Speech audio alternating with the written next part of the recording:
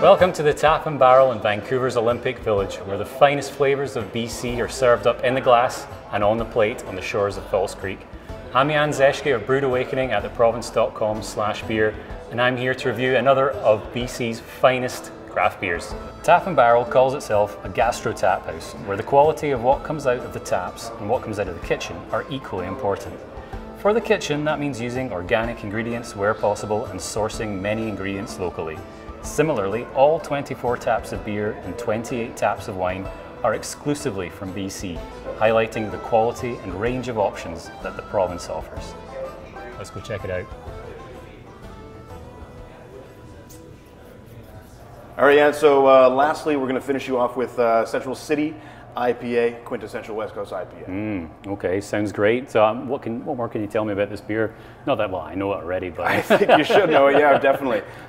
It's a great representation of what we do out here in the West Coast and how we make our IPAs.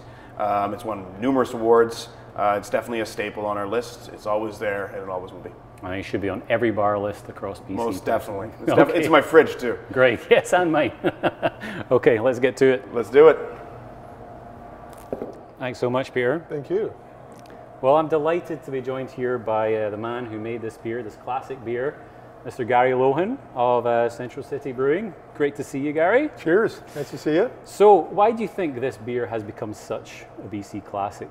IPA is probably, well, it's the biggest selling ale, I guess, in category in North America right now. I started brewing this even before Central City's days when there wasn't an IPA around, and I've tweaked recipes as we've come along with Central City with some newer hops and tried some new things, but I keep making the same beer. I know it's a strong beer, so I'm not going to change the recipe at this point. Okay, yeah. Okay. And people love it, obviously, because it must be one of your biggest sellers, right? It's by far our flagship beer, by far our biggest selling beer. Okay, awesome. Yeah. Well, let's see what all the fuss is about. Yeah, let's go. Take a whiff here.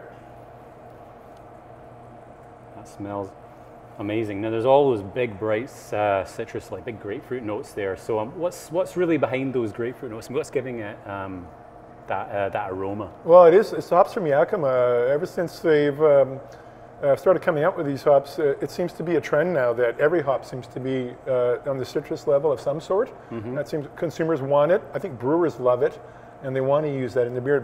It marries with the malt really well, and it balances that flavor of the malt. And it's very refreshing, very refreshing. It is, it is. It's got a wonderful depth to it, and actually, it's for a really bitter beer. It's really well balanced. I mean, you really notice the malts in there, just really holding everything up. Was it always in your mind to make something that was very balanced, something that was quite accessible as well? Well, if I've always been that way. I've always been a proponent of malt, and I like to use malt to back my hops a bit, have a bit of a malt backbone. And I'm a brewer to style that way. I like to have a little bit of balance, even punchy beers. So you need to have that balance too. So that's what I've done in the past, and I want to do that in the future. Yeah, awesome. Okay. Well, this is tasting as good as the day I first tried it. It's a sensational beer. So the Red Racer IPA at the Tap and Barrel Olympic Village. I'm Zeschky of Brewed Awakening, theprovince.com/beer. Cheers. Cheers. Cheers. Cheers, guys. Cheers.